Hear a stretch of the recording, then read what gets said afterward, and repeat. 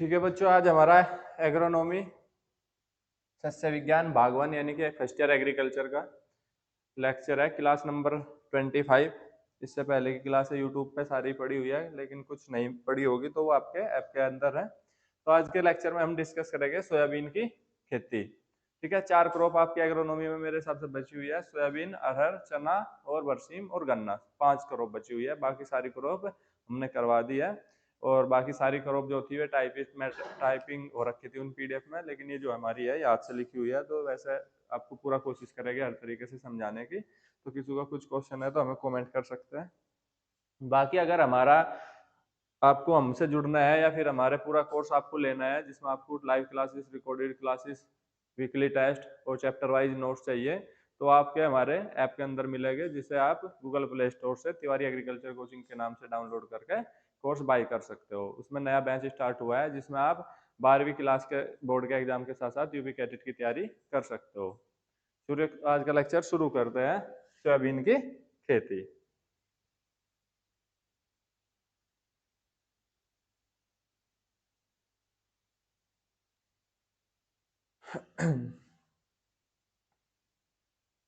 Heading बनाओगे soybean.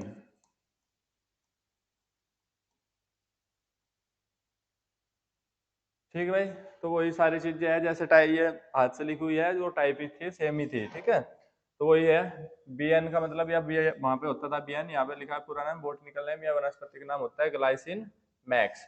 बहुत ज्यादा बार रिपीट होता है क्वेश्चन, डायरेक्टली सोयाबीन का बोटनिकल नेम ग्लाइसिन। जो बच्चे हिंदी में लिखना चाह रहे हैं तो लिख लो मैक्स।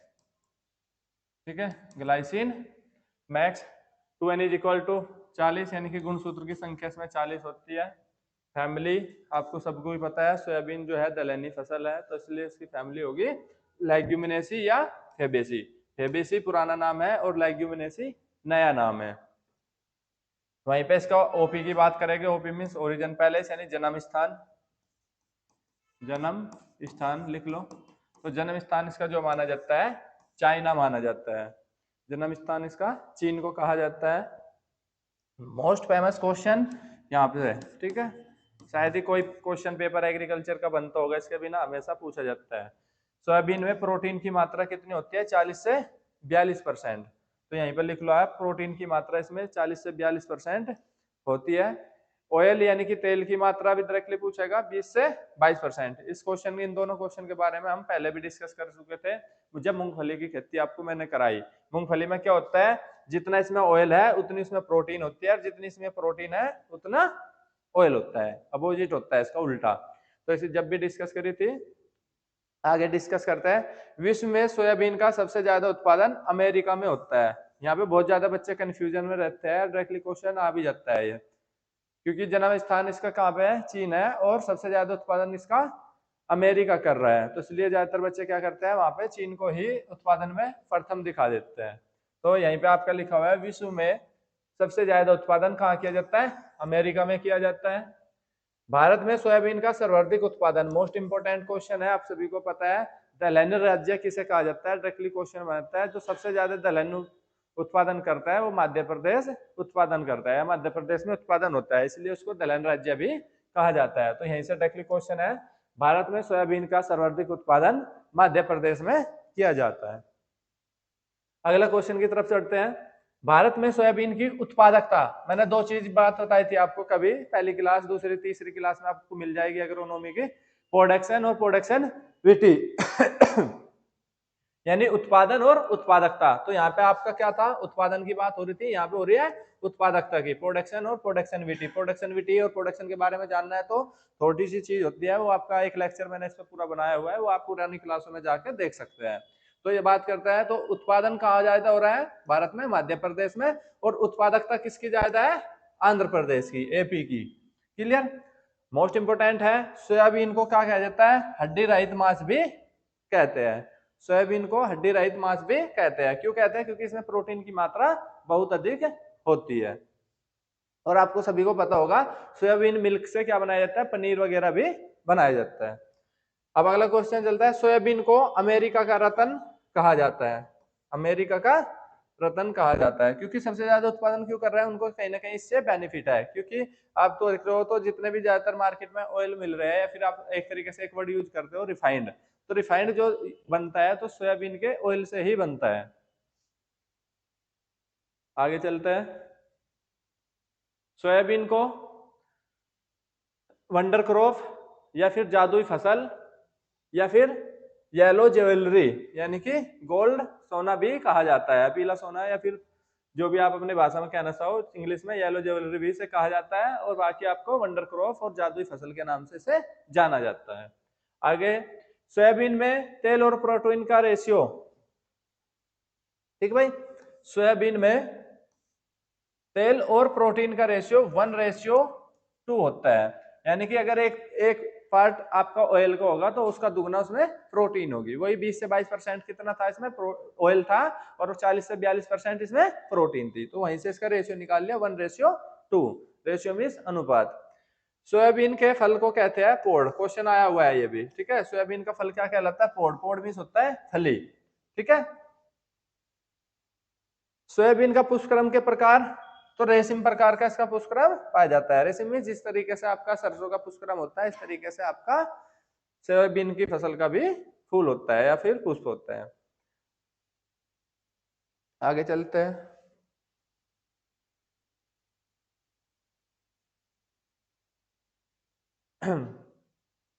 नेशनल रिसर्च सेंटर, यानी कि सोयाबीन नेशनल रिसर्च सेंटर कहां पर स्थित है, तो इंदौर में है। इंदौर यानी मध्य प्रदेश में, ठीक भाई। एनआरसी ऑफ सोयाबीन, एनआरसी की फुल होती है नेशनल रिसर्च सेंटर, तो कहां पे स्थित है, इंदौर मध्य प्रदेश में। वहीं पे बात कर लेती है इसके, इंपोर्टेंट क्वेश्चन है।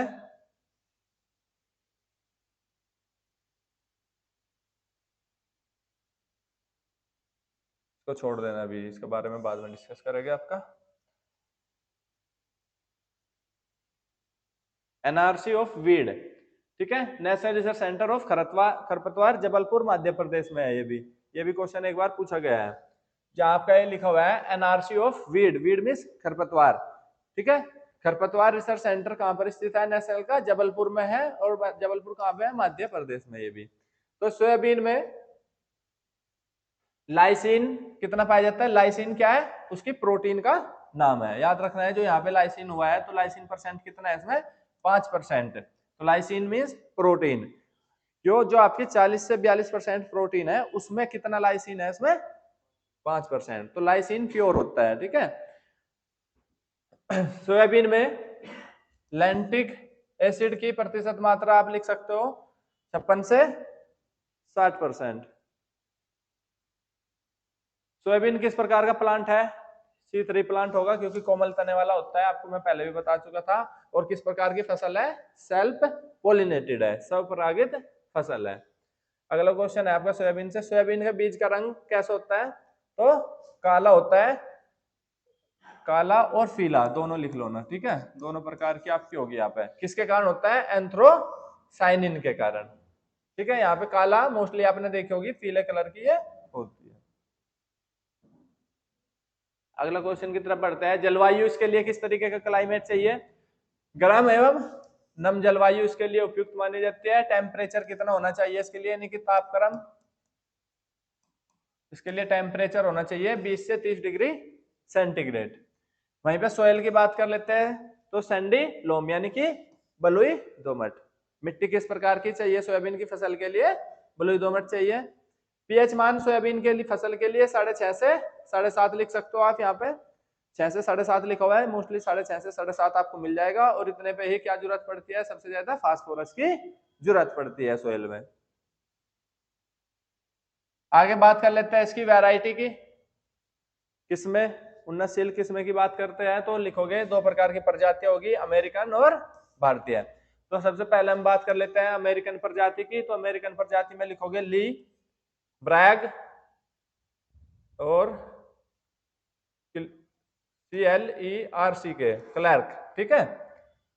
और अब लिखोगे कैंट, ठीक है। ये 4 प्रजाति जो है आपकी वैरायटी है अमेरिकन वैरायटी। अमेरिकन वैरायटी में से मुझे नहीं लगता कि आज तक कोई क्वेश्चन इससे बना होगा, ठीक है, फिर भी आप अपनी जानकारी के लिए लिख सकते हो, पूछ लिया जाता है कभी कभी कि अमेरिकन वैरायटी में निम्नलिखित में से कौन सी होगी, तो ली, ब्रैग, क्लर्क और कैंट।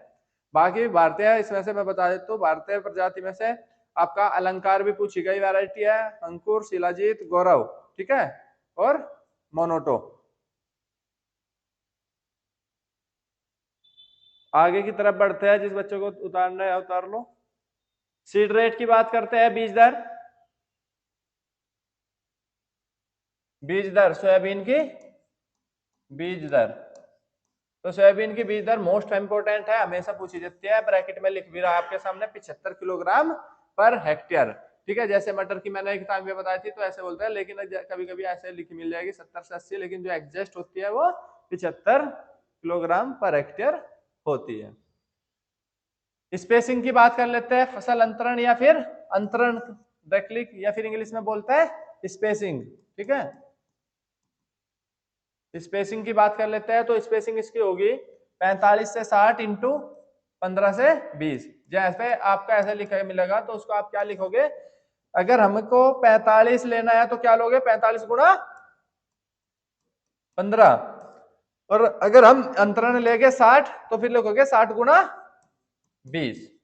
क्लियर, तो दो इसके अंतरण होते हैं, तो दोनों का अलग अलग लिख सकते हो, या फिर लिख सकते हो 45 से 60 इंटू 15 से 20 सेंटीमीटर, ठीक है।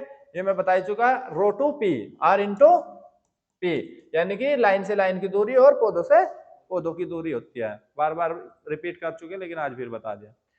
सोयाबीन की बीज की बुआई के गहराई के लिए कितनी होनी चाहिए, जो सोयाबीन का बीज होता है वो कितनी गहराई पर बोना चाहिए, तो नॉर्मली सबका यही होता है 3 से 4 सेंटीमीटर। ये डिपेंडेंट होता है सीड साइज के आकार पर, यानी कि बीज के आकार पर बीज की बोने की गहराई निर्भर करती है। क्लियर, तो 3 से 4 सेंटीमीटर पर इसका बीज बोया जाता है। जितने बच्चे या फिर जो भी अपना जिम लवर होता है तो मोस्टली देखोगे वे सोयाबीन का सेवन करते हैं, क्योंकि इसमें प्रोटीन बहुत अधिक होता है, और ये उन बच्चों के लिए और भी अच्छा रहता है जो बच्चे प्रोटीन के डब्बे नहीं खरीद सकते।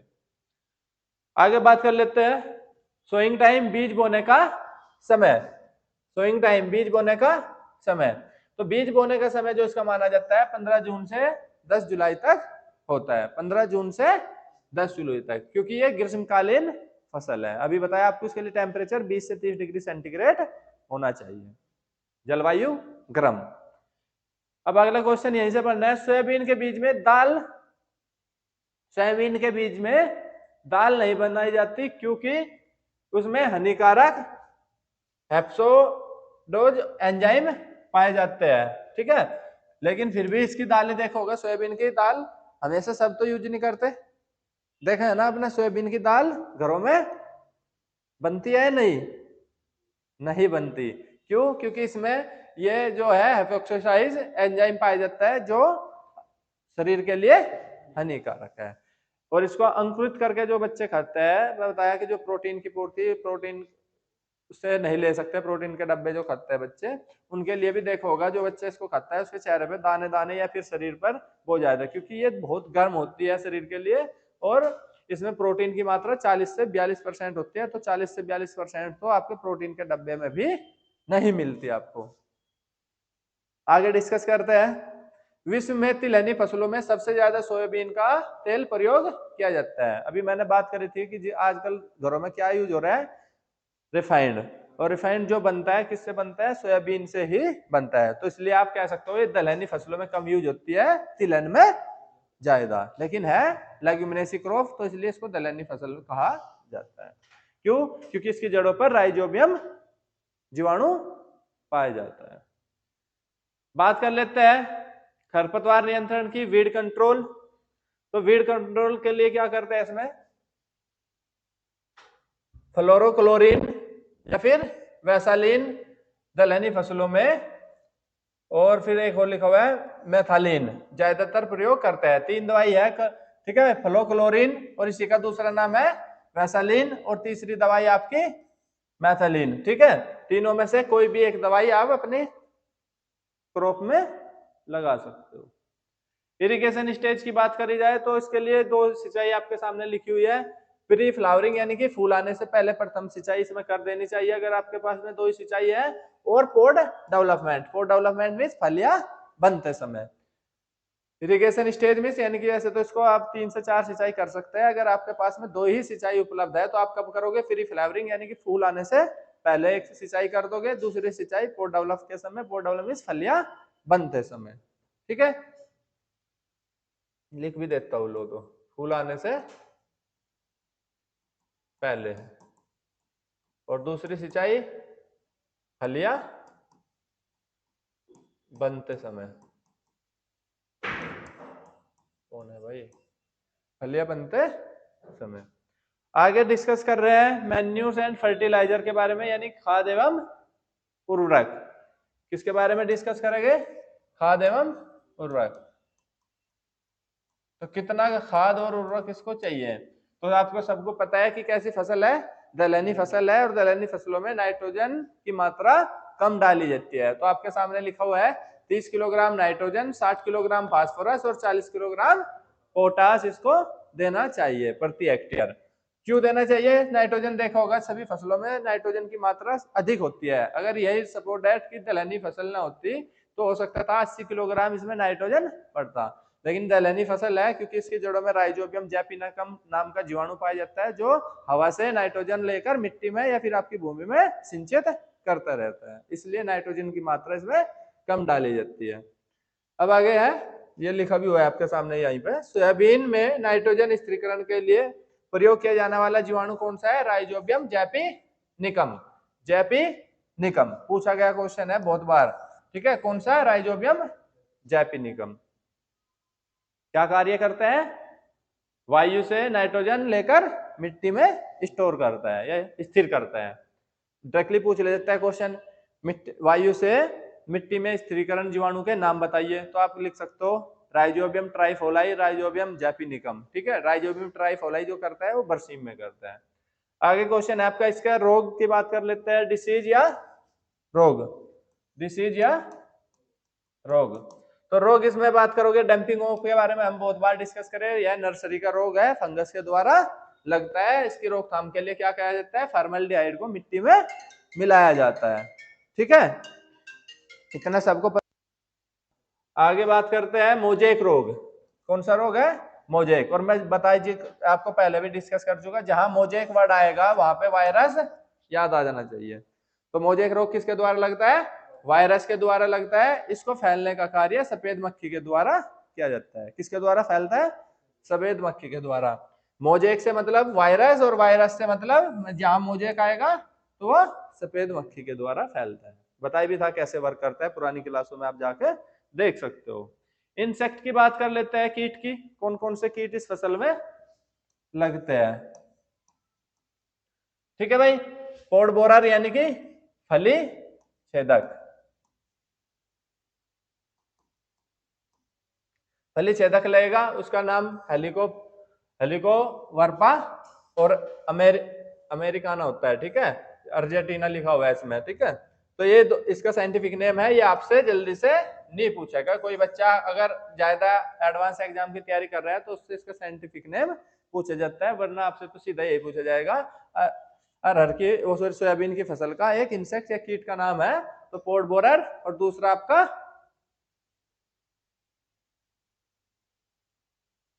Harry caterpillar. ठीक है, हैरी कैटरपिलर है। ठीक है, तो आप इसको नोट कर सकते हो, कैटरपिलर इसका भी साइंटिफिक नेम रहेगा। ये ज्यादातर बिहार में लगता है। आगे डिस्कस कर लेते हैं इसके यील्ड की, उपज की।